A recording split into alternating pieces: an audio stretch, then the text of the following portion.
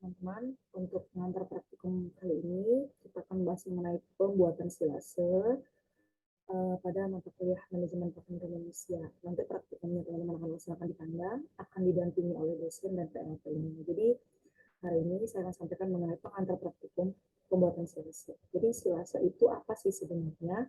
Silase itu merupakan awetan basah segar atau awetan dari hijauan yang segar ataupun limbah-limbah lain boleh yang disimpan di dalam silo atau drum yang tertutup rapat dan kedap udara pada kondisi anaerob. Jadi kondisi anaerob itu kondisi tanpa udara ataupun tanpa oksigen.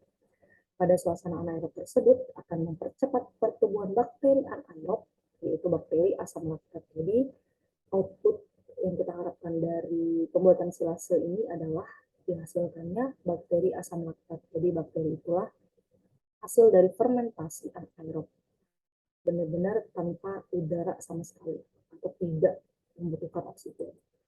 Nah, jadi kali ini teman-teman akan belajar prosedurnya yang teman-teman akan pahami dulu sebelum mengerjakannya nanti di lapangan.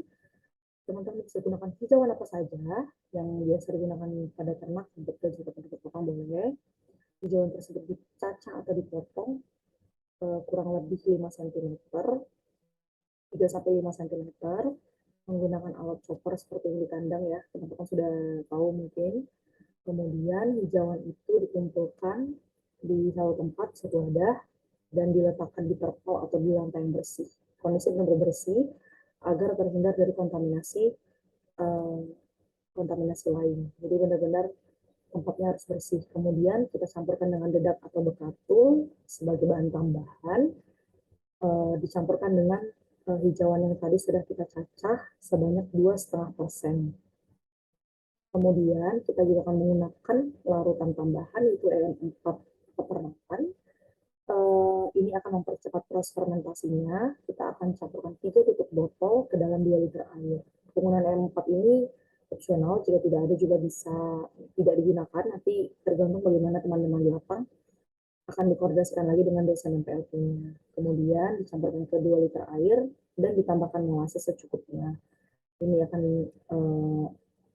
harus kita aduk secara merata hingga larutan ini tercampur benar-benar homogen dan merata. Lalu akan disiramkan secara perlahan ya teman-teman. Jadi terutama kalau kita pakai hijauan itu banyak, jadi bisa per fase. Jadi misalnya berapa puluh kilo hijauan itu bisa 3 kali penyiraman misalnya. Jadi kita siram dulu sekali, kita aduk lagi, siram lagi, aduk lagi, siram lagi, supaya tidak ada penggumpalan atau dia hanya banyak di satu sisi atau di satu tempat saja. Jadi benar-benar harus benar-benar merata.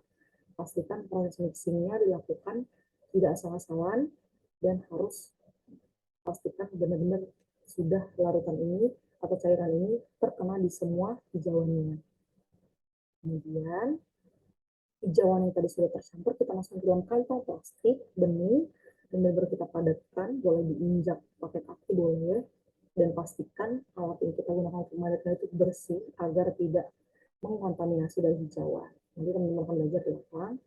Lalu diikat plastiknya dengan rapat karena fermentasi pada silase juga bersifat anaerob atau tanpa udara atau tanpa oksigen. Kemudian kantong plastik itu akan dimasukkan ke dalam silo atau drum dan ditutup secara rapat. Lalu dilakukan penyimpanan selama lebih kurang 5-7 hari. Sebenarnya penyimpanan silase itu bisa berlangsung sampai 14 hari. Sampai benar-benar jadi silase yang baik. Nah, silase yang baik itu seperti apa? Silase yang baik itu berwarna tidak jauh dari warna asli hijauannya.